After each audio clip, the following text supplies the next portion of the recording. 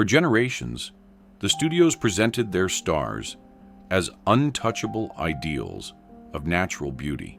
What they never told you was the story of the backroom deals, the hidden recovery suites, and the pioneering surgeries that literally built those legendary faces. Prepare to discover the history that Hollywood never wanted you to see. The faces of Hollywood's golden age were more than just beautiful. They were monuments, images of perfection carved into our collective memory, icons who seemed to exist on a higher plane of glamour and grace. Today we journey past the red carpets and into the hidden operating rooms to reveal the secret procedures that changed these stars forever. This is the story of the true price of perfection. By the end of this journey, you will never look at these legends the same way again. An icon's unspoken polish. Audrey Hepburn was the very picture of natural grace, a star who seemed to float onto the silver screen with an elegance that was entirely her own. In a world of manufactured bombshells, her gamine charm and enchanting smile felt authentic, a breath of fresh air that captivated audiences worldwide. But in the demanding world of Golden Age Hollywood, an industry that pursued an impossible standard of perfection, what happens when even nature itself is given a final, secret polish? When Paramount Pictures prepared to launch their new star in 1953's Roman Holiday, they knew they had someone special. Executives saw Audrey not merely as an actress, but as a priceless investment, the embodiment of a new, sophisticated kind of beauty. Her distinctive features set her apart, yet every element of her on-screen presentation was meticulously examined. To the studio, her smile, while lovely, possessed minor imperfections, a slightly crooked tooth, a subtle unevenness that they believed stood between a promising actress and a true icon. Before she would capture the world's heart, the studio decided that her already remarkable beauty required one last touch of cinematic magic. Initially, Audrey was reluctant. She was deeply concerned that altering her smile might compromise the natural appearance that she felt defined her. It was a moment of quiet conflict between the artist and the studio machine, a young woman's desire to protect her identity against an industry determined to curate it. She was eventually persuaded that the subtle corrections would not erase her unique charm, but rather enhance it for the unforgiving eye of the camera. In the sterile quiet of a top dental surgeon's office, she underwent not a dramatic overhaul, but a delicate refinement. Her teeth were carefully reshaped, perfecting what nature had made exceptional, and creating the flawless, radiant smile that would become an inseparable part of her trademark elegance. Her smile became one of the most beloved in cinema history, a testament to a perfection so skillfully crafted, it appeared entirely a gift of nature. Yet, it serves as a gentle reminder that in the Golden Age, every flawless image had its hidden story. For Audrey Hepburn, it was a subtle polish, but for other stars, the secrets they kept were buried much deeper. The rebel's hidden insecurity. He was the brooding soul of a generation, the defiant face of youth rebellion who seemed to hold nothing back from the camera. With a smoldering intensity, James Dean projected an image of raw, untamed confidence that became legendary. Yet behind that cool facade and iconic grin lay a secret insecurity, and a smile as carefully constructed as any Hollywood fantasy. Before he became the unforgettable icon of Rebel Without a Cause, the young actor was deeply self-conscious about his appearance. Particularly, a smile he felt was unworthy of a leading man. His natural teeth were uneven and slightly discolored, hardly fitting for the rising Hollywood heartthrob the studios wished to create. To a young man on the verge of superstardom, this perceived flaw was a source of profound anxiety. Warner Brothers, recognizing his immense talent, also understood the commercial power of a perfect image. In 1954, shortly after signing him, the studio arranged for significant dental work, fitting him with veneers that would give him the confident, photogenic smile that came to define his screen persona. This transformation, however, was not a simple matter of vanity. It was a process fraught with the very insecurity it was meant to conceal. During the weeks-long procedure, sitting in the bright glare of the dentist's chair, Dean was reportedly impatient and anxious. Dental technicians later recalled his constant worry about maintaining a masculine appearance, repeatedly asking if the veneers would look too perfect or too Hollywood. The irony was palpable. The man who would become the symbol of authentic rebellion was terrified of appearing artificial. This internal conflict reveals the deep contradiction at the heart of his legend. The outsider secretly conforming to the ultimate insider's game. The result was more than just cosmetic. It fundamentally changed how James Dean carried himself. With his newfound smile, he possessed the physical confidence to match his incredible talent, fully inhabiting the self-assured characters that made him a legend. His story reveals that even the most authentic stars were sometimes sculpted by the studio system, a subtle compromise on the path to immortality. The making of a man's man. With a chiseled jaw and a fiery intensity in his eyes, Kirk Douglas was one of Hollywood's most formidable leading men. He brought a raw, powerful energy to the screen that was entirely his own. But it was the distinctive dimpled chin that became his trademark, an unmistakable symbol of his rugged masculinity that held a fascinating secret of its own. A feature so iconic, few ever suspected it was perfected by a surgeon's hand. As Kirk Douglas transitioned from the New York stage to Hollywood film acting in the mid-1940s, studio executives immediately saw his potential. He had the talent and the commanding presence of a star. But in an industry filled with handsome actors, they sought something to make him unforgettable. They believed in leaving nothing to chance, meticulously crafting every aspect of a star's image. Douglas's already strong jawline presented the perfect opportunity, not for reinvention, but for enhancement. They envisioned a visual signature that would make his face instantly recognizable to audiences around the world. Around 1946, as his film career began to ignite, Douglas underwent a subtle procedure that was pioneering for its time. A small implant was used to define and deepen the natural cleft in his chin. The goal was not to create something new, but to amplify the masculine feature he already possessed, making it more prominent and dramatic for the camera. The artistry of the work was in its subtlety. The enhancement was so masterfully done, so perfectly suited to his face, that it simply looked like a gift of nature. In films like Champion and Spartacus, that famous chin became a visual anchor for the tough, uncompromising characters he so brilliantly portrayed. The procedure worked so well that the feature became legendary, a part of the Douglas legacy itself, even influencing the public image of his son, Michael.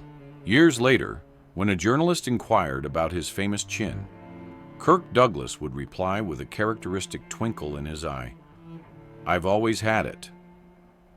An ear for stardom. He was the tall, handsome hero of the American heartland, the strong, silent type who embodied a quiet dignity and grace on screen. With his classic good looks and commanding presence, Gary Cooper seemed the perfect leading man, a natural star whose appeal was beyond reproach. And yet, in the mercilessly detailed evaluation of the studio system, one seemingly minor physical trait was deemed a flaw significant enough to require a surgeon's intervention. In the late 1920s, as Paramount Pictures began grooming Cooper for major stardom, Every aspect of his on-camera appearance was put under the microscope. While reviewing his early screen tests in a quiet projection room, executives noted that his ears protruded slightly, a characteristic that they felt was distracting in profile shots and close-ups. In the merciless calculus of Hollywood, where a flawless image was paramount, this small imperfection was seen as a potential liability, a minor detail that stood in the way of creating the perfect, heroic ideal. Around 1928, as he transitioned from bit parts to leading roles, the studio recommended he undergo what is known as an otoplasty, a relatively simple procedure to pin his ears closer to his head. The surgery was performed by a specialist whose hands, like many pioneering cosmetic surgeons of the era, had been trained treating the more severe facial injuries of war veterans. For Cooper, the recovery was quick, allowing him to return to filming within weeks, with cameramen paying special attention to his angles until the healing was complete. The result was subtle, yet effective, creating the perfect, unimpeachable profile that would become famous in classics like High Noon and Sergeant York. Gary Cooper's story is a startling, almost absurd example of Hollywood's obsessive quest for an impossible physical standard. Despite his extraordinary good looks and immense talent, something as trivial as the angle of his ears was considered a problem in need of a surgical solution. It reveals a system where actors were viewed not just as artists, but as physical commodities, subject to microscopic inspection and alteration. Enhancing a masterpiece, Sophia Loren burst onto the international scene not as a delicate starlet, but as a force of nature, a smoldering, earthy beauty that seemed entirely authentic and untamed. Her volcanic appeal and captivating presence needed no artifice. Yet, even this natural masterpiece was given a final, secret touch by a surgeon's hand. A subtle adjustment to ensure her already mesmerizing features would be immortalized perfectly on film. In the early 1950s, as her star began to rise on the sun-drenched sets of Italy, the producer who discovered her, Carlo Ponti, recognized her immense potential. He also understood the technical demands of cinematography. After a cameraman noted that Loren's stunning, almond-shaped eyes, while beautiful in person, didn't photograph with the full dramatic impact they possessed, Ponti arranged for a consultation. This was not a case of a studio seeing a flaw, but rather an artist considering how to best translate his vision to the canvas of the screen. The goal was to ensure that every ounce of her natural magnetism was captured by the camera's lens. Unlike many of her American contemporaries, who were often coerced into procedures by powerful studios, Sophia Loren approached the decision with intelligence and agency. The procedure, known as a lateral conthopexy, was masterfully subtle. It involved a small adjustment to the outer corners of her eyes, creating a more pronounced and defined almond shape that photographed with breathtaking intensity. The surgeon who performed the work later described his task as simply enhancing what was already exceptional. The brilliance of the enhancement was in its near invisibility. It did not change her face, but simply allowed the camera to see her eyes as the world saw them.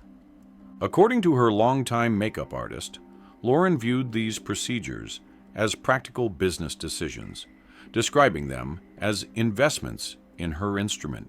This savvy and self-possessed perspective sets her story apart.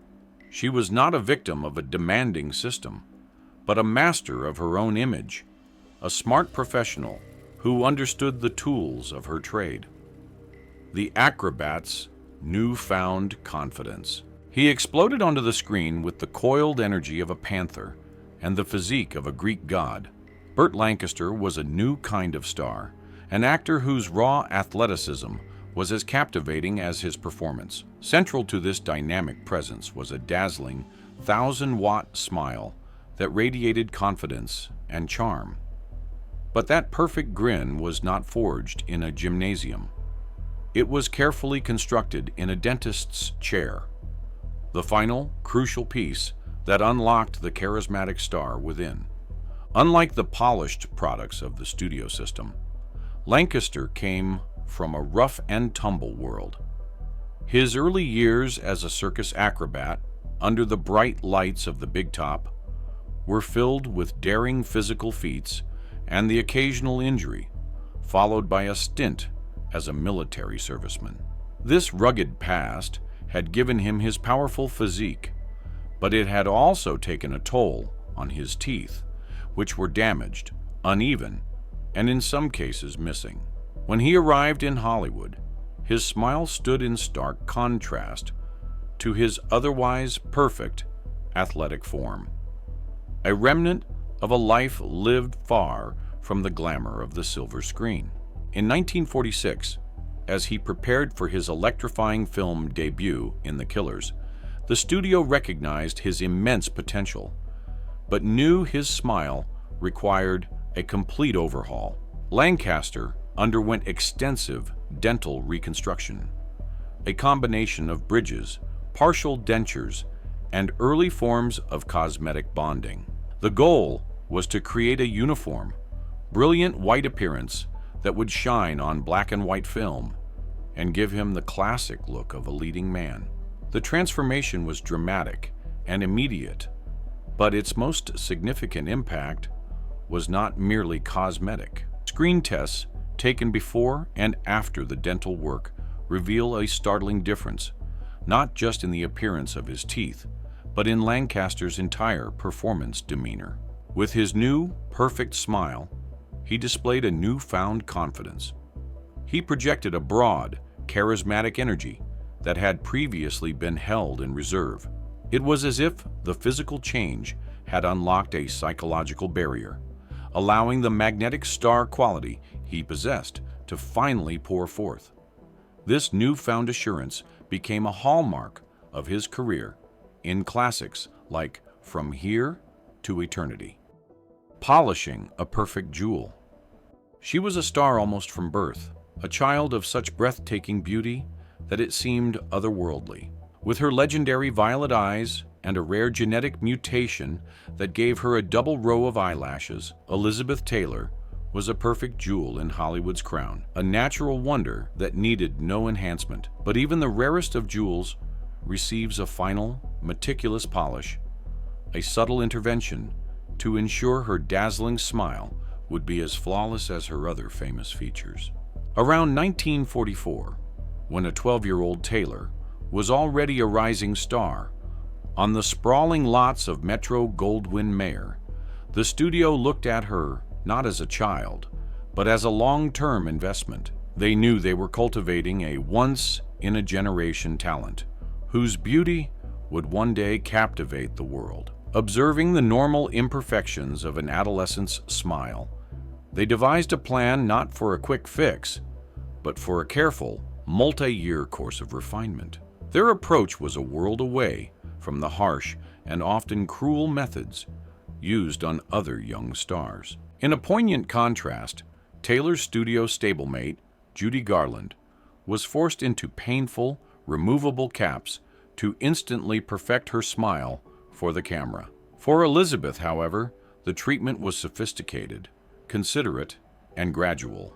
Over several years, through her early adolescence, the studio employed the most advanced orthodontic techniques of the day, combined with subtle cosmetic bonding. The work was so patient and artful that it created no shocking before and after moment. Her smile simply appeared to blossom naturally as she did, evolving seamlessly on screen as she transitioned from a gifted child actress into the world's most beautiful woman. The studio's artistry was in its subtlety. They did not try to transform Elizabeth Taylor. They simply polished the masterpiece that nature had already created. Her story is remarkable not for the drama of the intervention, but for its quiet, careful precision, a rare instance of the studio acting not as a demanding sculptor, but as a patient gardener, tending to its most precious bloom. a silent star's defiant stand. She was a queen of the silent screen, an actress whose dramatic flair and lavish lifestyle defined an entire era of Hollywood glamour. As one of the highest paid and most adored stars of the 1920s, Gloria Swanson commanded the screen with an authority few could match. But as the silent world gave way to the new age of talking pictures, threatening to render its greatest stars obsolete, she refused to fade with it. In a move of extraordinary audacity, she made a defiant choice to preserve her reign. The arrival of sound sent a wave of panic through Hollywood, ending the careers of countless actors. For an established star like Swanson, the threat was twofold.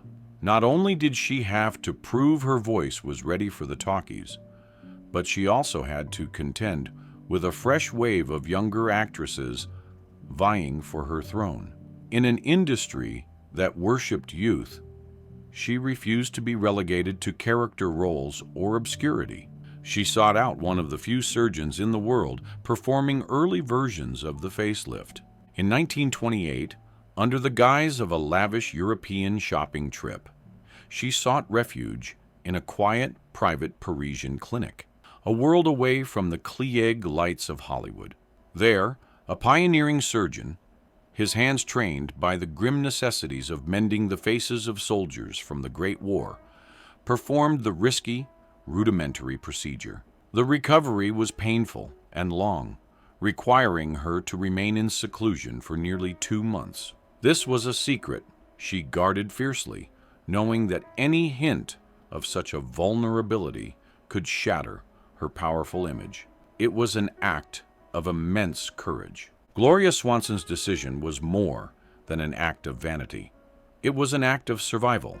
It was a testament to her unbreakable will, a silent star who refused to be silenced by the passage of time, a pioneer who gambled her health and career to control her own destiny. The $1 million illusion.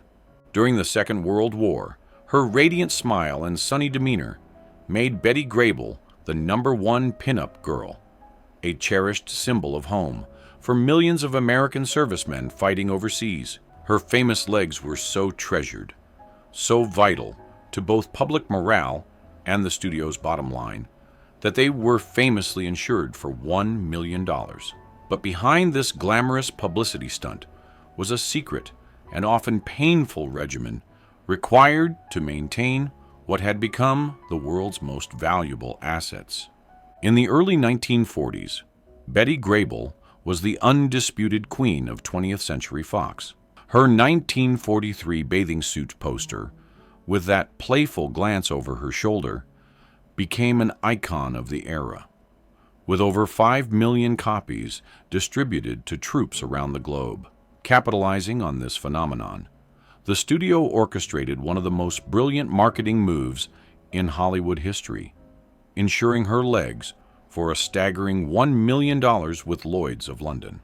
While the stunt solidified her legendary status, it also placed an unimaginable pressure on Grable. She was no longer just a star. She was the custodian of a national treasure. What the public never knew was the immense effort that went into preserving this perfect image.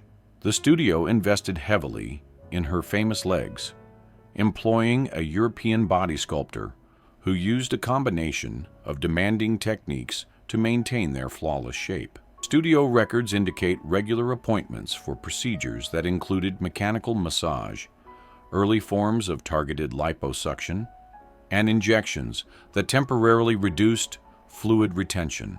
This was a closely guarded secret, a constant and physically taxing process that often caused Grable considerable discomfort, a private ordeal hidden behind her public smile.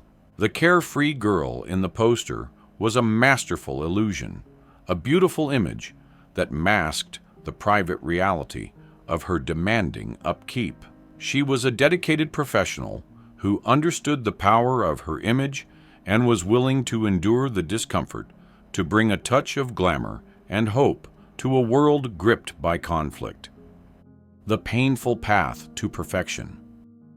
They called her the world's most beautiful animal, a title that perfectly captured the sultry, untamed beauty of Ava Gardner. With her captivating green eyes and famously sculpted cheekbones, her exotic looks seemed a rare gift from the heavens. But in truth, that perfect image was forged through an agonizing process, one that reveals the painful price of stardom in Hollywood's golden age. When a teenage Ava Gardner signed with Metro-Goldwyn-Mayer in the early 1940s, the studio knew it had found someone extraordinary. Her initial screen tests revealed a stunning, almost feral beauty. But to the exacting eye of studio head Louis B. Mayer, she was not yet a finished product. After viewing her test, he reportedly declared her almost perfect, but gave his beauty department a blunt and chilling instruction regarding her naturally low hairline. Fix that forehead. For the studio, her ethnic ambiguity needed to be refined into a more classically cinematic look. The solution was a series of excruciating electrolysis treatments to raise and reshape her hairline. For nearly 6 months, Gardner endured weekly sessions of this agonizing procedure. In that era, electrolysis was performed without effective anesthesia, meaning each hair follicle had to be individually and painfully shocked. The process was so torturous that Gardner occasionally fainted. A makeup artist who worked with her during this period later recalled that she would often arrive for her appointments with her eyes red from crying, a secret pain hidden beneath layers of studio glamour. Through it all, Gardner maintained a resilient, dark humor. She would joke that beauty and torture went hand in hand in Hollywood, a wry comment that spoke volumes about her ordeal. It was the coping mechanism of a survivor, a woman who understood the brutal terms of her profession and found the strength to endure them. Her legendary face was a masterpiece of Hollywood illusion, a beautiful facade that concealed a story of incredible pain. The voice of a tough guy. It was one of the most recognizable voices in cinema history. That cool, slightly lisped delivery that could cut through a smoky room and break your heart in the same breath.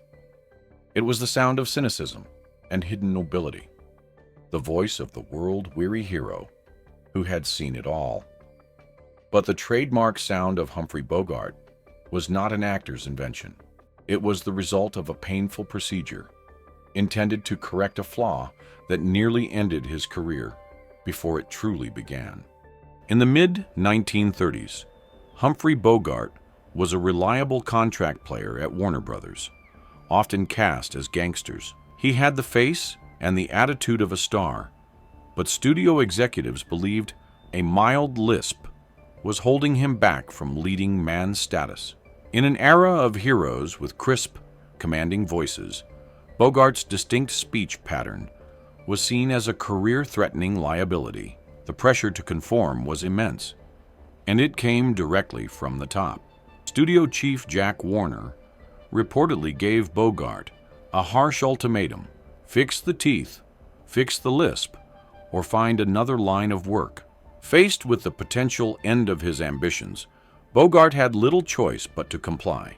Between 1935 and 1937, he underwent extensive and painful dental reconstruction. The work was not merely cosmetic.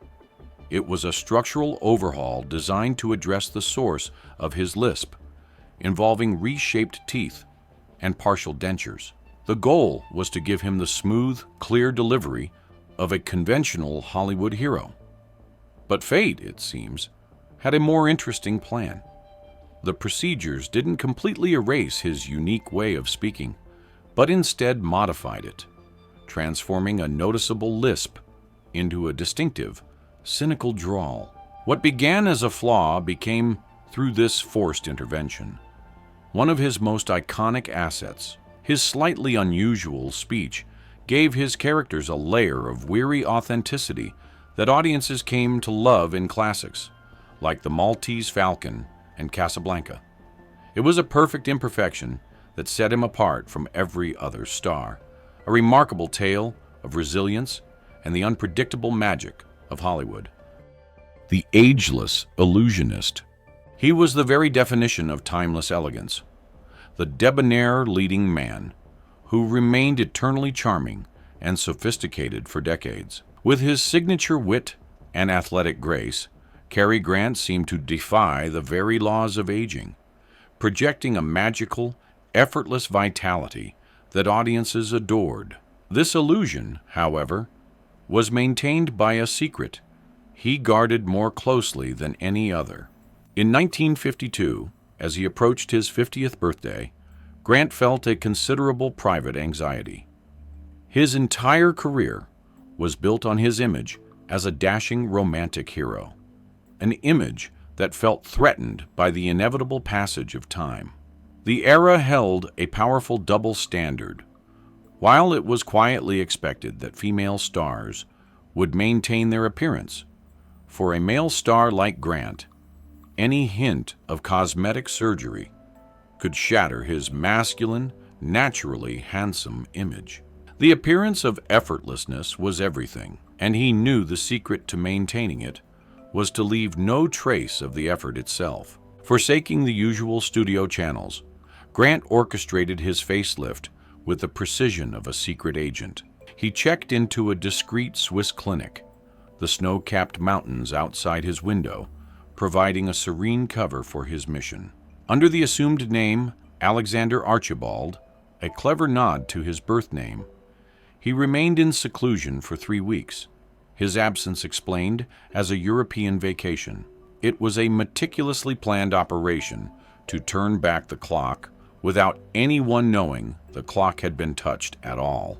The procedure itself was as subtle as his planning, focusing primarily on his jawline and neck.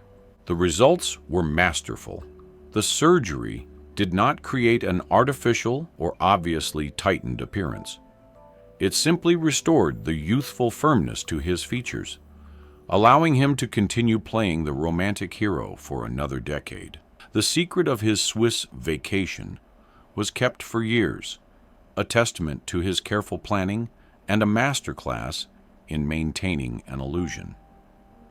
The Duke's quiet surrender to time. He was more than a movie star. He was a symbol of rugged American masculinity, an icon of strength and resilience, seemingly carved from the landscape of the western frontier. But even John Wayne, the unyielding Duke, could not stop the relentless march of time. To protect his larger-than-life persona, he waged a secret war against aging, one that was completely at odds with the authentic, tough guy image the world adored. Throughout the 1950s and 60s, Wayne's entire career was built on projecting strength. He was the embodiment of the American hero, a man of action who was dependable, durable, and real. For a star so completely identified with natural ruggedness, the visible signs of aging posed a direct threat to his brand. Any hint of vanity could shatter the myth. The double standard for male stars was especially intense for Wayne. His appeal was rooted in an absolute authenticity that left no room for Hollywood artifice. To preserve the legend, he undertook his cosmetic procedures with the secrecy of a covert operation. In 1953, as he approached his late 40s, he underwent his first facelift. The surgery focused on his jawline and neck, a subtle restoration of the firmer, more vital appearance of his youth. To conceal his recovery, he disappeared on what the studio told the press was a long fishing trip, a cover story that would be used again for subsequent procedures. In the early 1960s, he had subtle eyelid surgery, once again vanishing into the wilderness to heal in private. These were not acts of simple vanity, but calculated professional moves. John Wayne was a brand, and that brand needed to look like it could still lead a cavalry charge or win a grueling fistfight. The surgeries were remarkably successful, not in making him look young, but in making him look timelessly tough, preserving his weathered face while dialing back the clock just enough. The anatomy of a star. It was one of the most iconic faces in Hollywood history, dramatic, architectural, and unforgettable. With her famously drawn eyebrows and prominent cheekbones, Joan Crawford commanded the screen with a look that was as powerful and determined as she was. But that signature facial structure, the very bedrock of her formidable persona, was not a gift of nature. It was the result of a painful and extreme procedure she willingly endured in her relentless pursuit of stardom. Around 1928, Metro-Goldwyn-Mayer was carefully molding its rising star.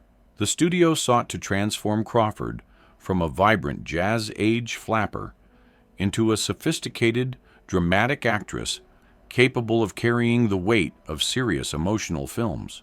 The method they devised was shocking in its extremity. To accentuate her already prominent cheekbones, they would have her back molars removed, creating the hollows that would give her face its legendary, dramatic contours. This was not a minor adjustment. It was a grueling and painful ordeal. Over a 2-year period, several of Crawford's healthy molars were systematically extracted. The procedures were performed without the benefit of modern pain management, requiring a level of endurance that few could fathom. But Joan Crawford's ambition was legendary, matched only by her iron will. According to her longtime makeup artist, Crawford endured these sessions stoically, viewing them as a necessary step on her path to the top. She considered physical pain a reasonable investment in her future. This chillingly pragmatic view of her own suffering perfectly captures the single-minded determination that defined her. The result was the unforgettable face that graced the screen for decades, a visual signature that was as much a product of her own will as it was of genetics. Her surgically enhanced structure gave her an unparalleled canvas for drama, a face that could project strength and suffering in equal measure. The King's fragile smile. He was, and forever will be, the undisputed king of Hollywood. With a confident swagger and a devil-may-care grin, Clark Gable embodied a rugged, masculine ideal that audiences adored for decades. That powerful smile was a cornerstone of his legendary charm, a symbol of the strength and vitality that made him the industry's most bankable male star. But his iconic grin concealed a profound vulnerability, a secret he guarded for his entire career to protect his throne. By his mid-30s, as he was ascending to the heights of stardom at Metro-Goldwyn-Mayer, Gable was facing a private crisis. Severe periodontal disease, likely exacerbated by poor dental hygiene and heavy smoking, had left him with significant and irreversible tooth decay. For a romantic leading man, whose appeal was so closely tied to his dashing good looks, this was a potential catastrophe. The image of virile strength he projected on screen was in direct opposition to the painful reality he was hiding from the world. MGM, with its immense investment in its top star, knew it had to act decisively. The studio's dental surgeons, rather than attempting to save his remaining teeth, recommended a drastic and immediate solution: complete extraction, followed by a full set of dentures. The procedure, which began around 1932, was extensive and painful, performed in stages over several months. Temporary dentures were used during filming to maintain his appearance, while the final, masterfully crafted set was designed. The entire operation was conducted with absolute secrecy. Any public knowledge of the King's dental troubles would have shattered the powerful, romantic illusion the studio had so carefully built. The final dentures were a work of art, designed not just to look natural, but to enhance his masculine appeal. The teeth were deliberately made slightly larger than life, creating the powerful, commanding smile we remember from classics like Gone with the Wind. However, they caused Gable considerable discomfort and affected his speech, requiring him to adapt his acting technique. The King of Hollywood had to learn to rule with an artificial crown, a carefully constructed mask that preserved the image of a king. The rebel's compromise. He was the brooding, mumbling anti-hero who revolutionized acting, an artist who rejected the polished artifice of Hollywood in favor of raw, emotional truth. With a magnetic intensity, Marlon Brando changed the very craft of screen performance. Yet before he became a legend, even Marlon Brando, the ultimate rebel, made a quiet compromise with the very image-obsessed system he would so famously defy. Early in his career, before his breakout role in A Streetcar Named Desire, the young Brando underwent a subtle rhinoplasty. Unlike the studio-mandated procedures endured by so many, this appears to have been his own decision. An act born not of vanity, but of artistic perfectionism. After viewing his first screen tests in a dark studio theater, Brando felt his nose appeared too broad on camera, creating a visual distraction from the emotional work he was doing. The surgery, performed in 1949, was arranged discreetly through contacts at the actor's studio where he was studying. The surgeon who performed the procedure later noted that Brando was unusually specific. He didn't want to look pretty, the surgeon recalled. He just wanted his nose to stop being the first thing people noticed. This remarkable detail reveals his true motivation: to remove any physical barrier between his performance and the audience, ensuring his intense eyes and expressive face were the absolute focus of the camera's gaze. This subtle alteration helped create the magnetic look that would make him a star. Yet it remains a fascinating contradiction. In the life of a man who so publicly rejected Hollywood's superficial values, it was a compromise made on his own terms, a moment where the great rebel quietly used the system's tools to further his own artistic ambitions. The unmaking of an immigrant's son. He was the very definition of effortless cool, the debonair crooner whose relaxed charm made him one of America's most beloved entertainers. With a martini in one hand and a microphone in the other, he embodied a sophisticated, easygoing style that seemed quintessentially American.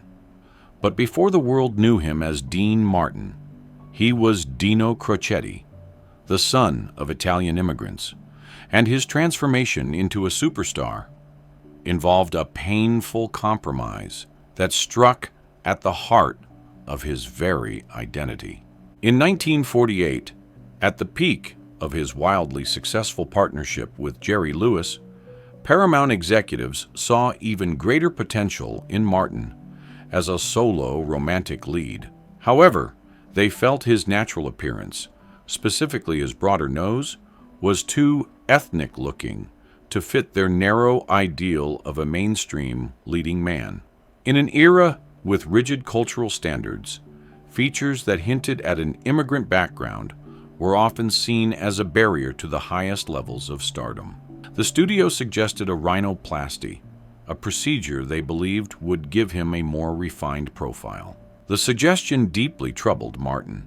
He was initially reluctant, viewing the surgery as a rejection of his own heritage. According to the later recollections of Jerry Lewis, Martin confided in him, expressing a profound sadness. "They're trying to make me look less Italian," he reportedly said. "Next, they'll want me to change my name again."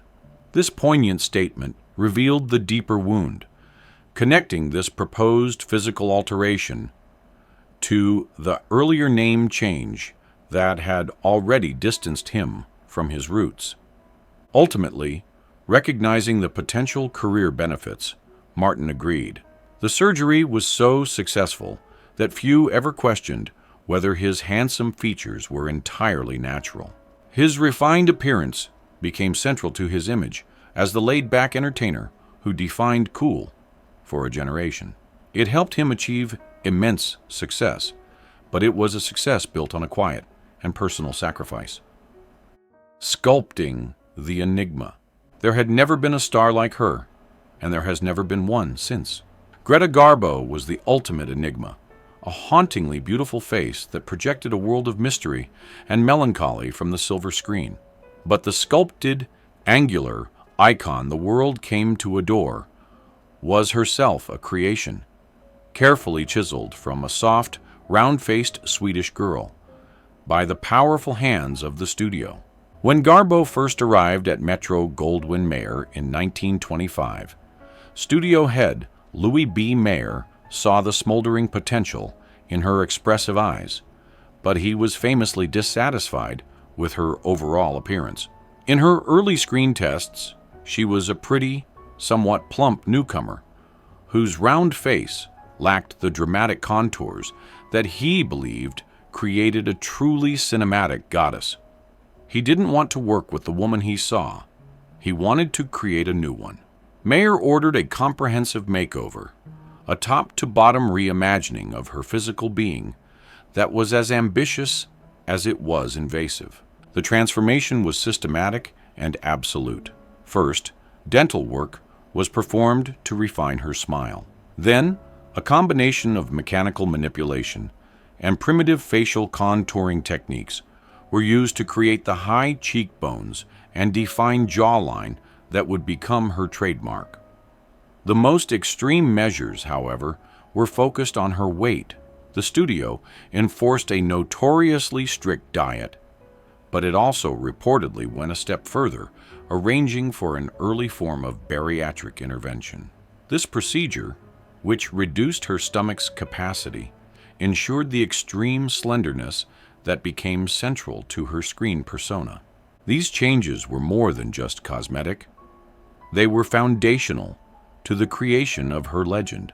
The physical sculpting gave birth to an on-screen persona that was ethereal, mysterious, and almost untouchable. The face of Greta Garbo became a haunting ideal of beauty, a remote and melancholic mask manufactured with chilling precision. The girl behind the perfect smile. With a voice that could soar to the heavens and a vulnerability that could break every heart, Judy Garland was a talent of breathtaking power.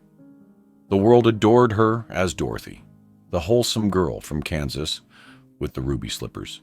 But behind the scenes at Metro-Goldwyn-Mayer, the studio that owned her contract and her image saw only imperfections, beginning a tragic history of attempting to reshape her into an ideal she was never meant to be.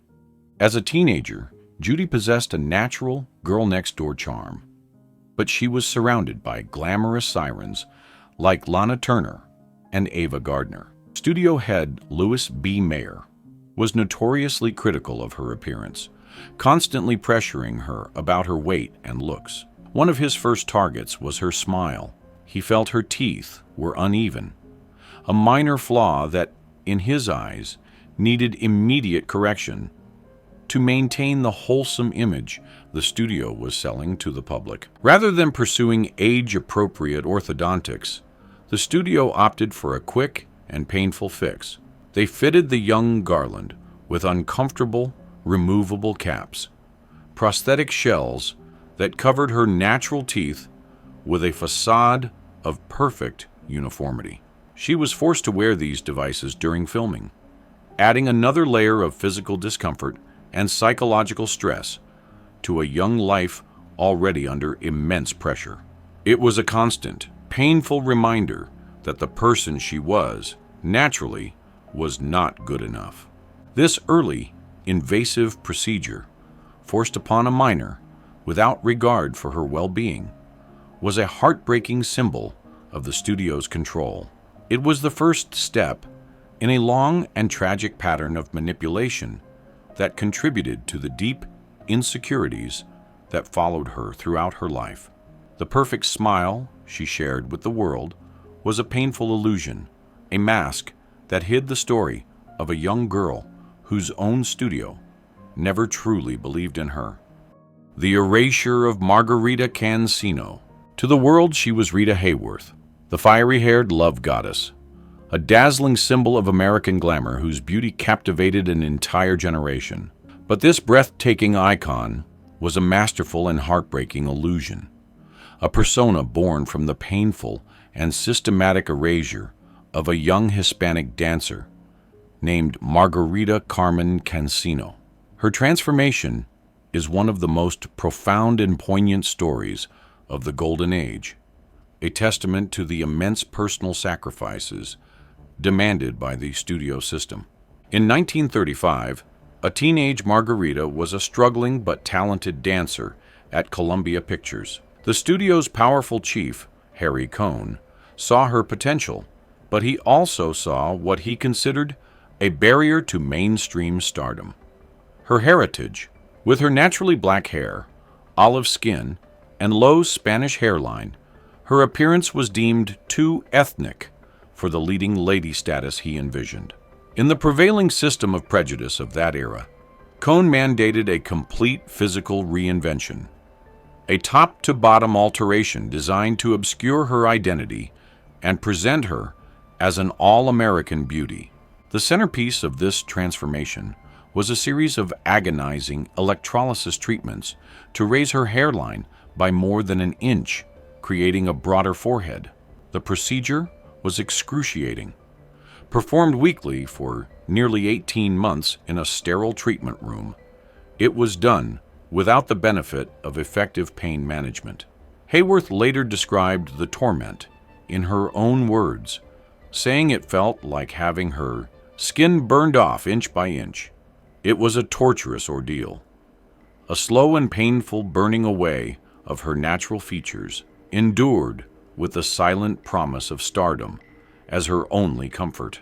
This was accompanied by a change of hair color, dyeing her black hair its signature shade of auburn, and a change of name, leaving Margarita Cancino behind forever. The creation of Rita Hayworth was a commercial triumph, launching one of the most beloved stars in cinema history. But it was a success built on a profound personal loss, a story of an identity sacrificed for fame. The invention of an American goddess. Decades after her time, she remains the most powerful and enduring symbol of Hollywood glamour, an icon whose image defines our very idea of beauty. But the goddess known as Marilyn Monroe was an invention. Beneath the platinum hair and the dazzling smile was a girl named Norma Jean Baker, and the story of how one was sculpted from the other is the most legendary transformation in Hollywood history. In 1950, Norma Jean was a pretty but unremarkable young actress and model with a deep, burning ambition. It was talent agent Johnny Hyde who saw the spark of something extraordinary within her. Convinced of her potential, he became the architect of her reinvention, personally financing the surgeries he viewed as the final, essential investments in creating a major star. He didn't want to just help a young actress. He wanted to build an icon, a fantasy, who would captivate the world. The procedures were subtle, yet transformative. A rhinoplasty refined the tip of her nose, while a chin implant softened her stronger, squarer jawline, creating the delicate, heart-shaped face that would become her trademark.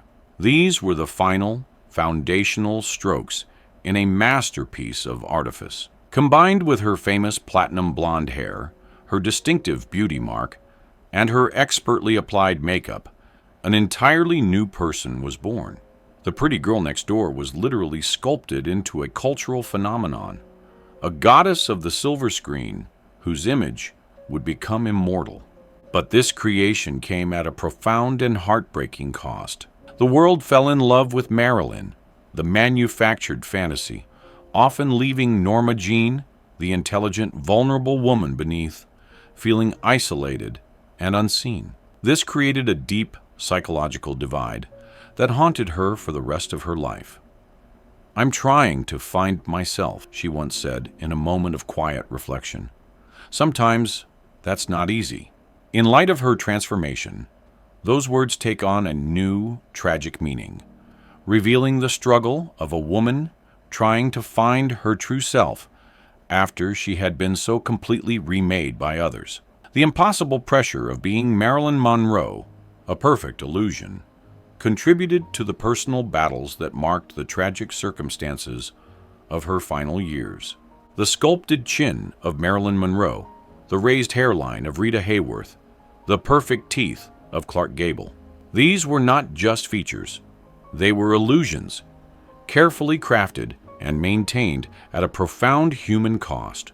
The legends of Hollywood's golden age gave us immortal performances and images that will last forever, but in doing so, they often sacrificed a piece of themselves. Their stories are a powerful and at times heartbreaking reminder that behind every perfect, iconic face that lit up the silver screen, there was a vulnerable human being, navigating the impossible pressures of a dream factory that built its goddesses from flesh, bone, and sheer force of will. Thank you for joining us on this journey into the hidden history of Hollywood. If you enjoyed uncovering these stories, please give this video a like and consider subscribing for more untold chapters from the Golden Age. Until next time, keep the golden memories alive.